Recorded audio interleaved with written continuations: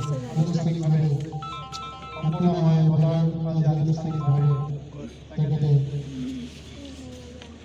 উদ্বোধন কৰিবৰ বাবে আজি উপস্থিত হৈছে। আজি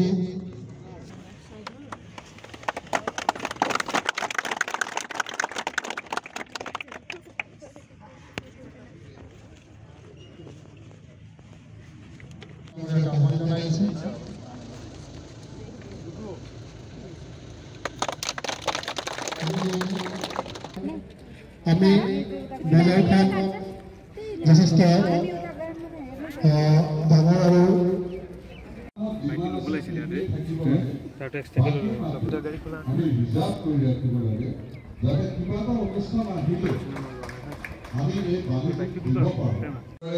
নতুন ৰাষ্ট্ৰীয় শিক্ষানীতি মতে যেনেধৰণে কৰিবলৈ ওলাইছে যাতে আমাৰ আন্তঃগাঁথনিৰ কোনো অসুবিধা নহ'ব হাইস্কুলত।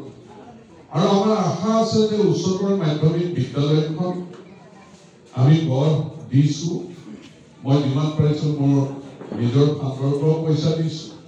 গতিকে উচ্চতৰ মাধ্যমিক বিদ্যালয়খনো আমি ইয়াত কিন্তু এতিয়া অসম মালা 9 মিটাৰ বহল, 9 মিটাৰ কিমান বহল, চৈবাৰীৰ পৰা একদম চিজুচালে এই বালিজুৰি অঞ্চল পিছপৰা অঞ্চল আছে।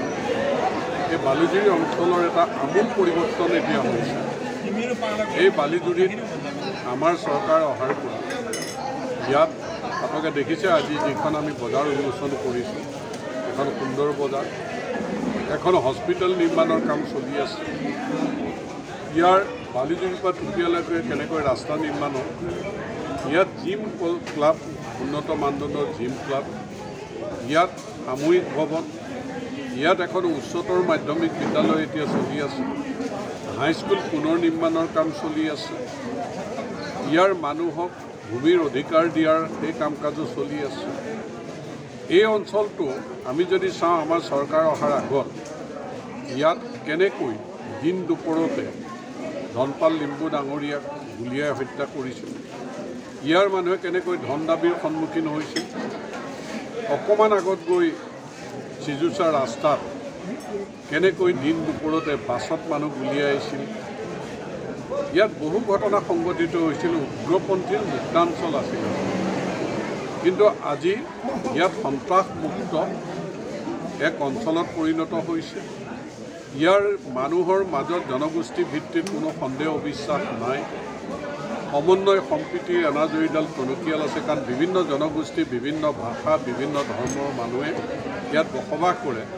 যে আমাৰ চৰকাৰৰ দিনত এই মানুহখিনিৰ মাজত আস্থা, বিশ্বাস, সমন্বয় সম্প্ৰীতিৰ এনাজৰীডাল টনকিয়াল হৈছে।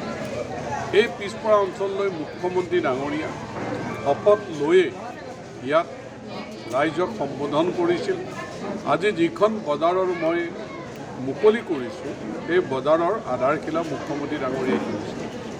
গতিকে আমাৰ চৰকাৰৰ যিটো লক্ষ্য যে বিকাশ চুকে কোণে গাঁৱে ভূঞে, এইটো এটা নিদৰ্শন যে মোৰ চতিয়া সমষ্টিৰ বালিজুৰি অঞ্চলটো অতিকৈ পিছপৰা।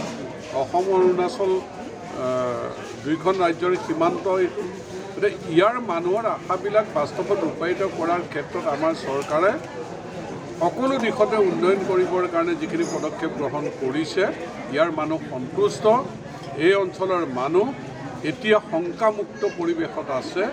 ইয়াত উগ্ৰপন্থীৰ কোনো কাৰ্যকলাপ নাই, উগ্ৰপন্থীৰ কাৰ্যকলাপ মুক্ত অঞ্চল। ইয়াত মানুহে নিশা উজাগৰে কটাবলগীয়া এতিয়া নাই। মানুহে শান্তিৰে শুব পাৰিছে, খাব পাৰিছে। ৰাস্তা পদূলিৰ পৰা আৰম্ভ কৰি চিকিৎসা ব্যৱস্থা, শিক্ষা ব্যৱস্থা, সকলো সাহিত্য, সংস্কৃতি, ক্ৰীড়াৰ চৰ্চাৰো এটা সুন্দৰ পৰিৱেশ এই অঞ্চলত ৰাইজে পাবলৈ সক্ষম হৈছে। আৰু এই অঞ্চলৰ মানুহে প্ৰধানমন্ত্ৰী নৰেন্দ্ৰ মোদী ডাঙৰীয়াৰ প্ৰতি, মুখ্যমন্ত্ৰী ডক্টৰ হিমন্ত বিশ্ব শৰ্মা ডাঙৰীয়াৰ প্ৰতি, আমাৰ ভাৰতীয় জনতা পাৰ্টীৰ চৰকাৰৰ প্ৰতি যথেষ্ট কৃতজ্ঞ।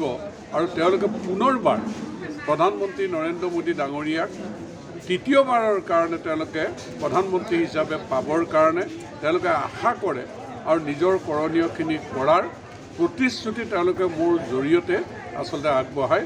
গতিকে মই ইয়ালৈ আহি অতি সন্তুষ্ট। কাম কাজ ভাল হৈছে, ৰাইজৰ মাজতো মিলা প্ৰীতি বৃদ্ধি হৈছে, এই অঞ্চলৰ বিকাশ ত্বৰান্বিত হ'ব।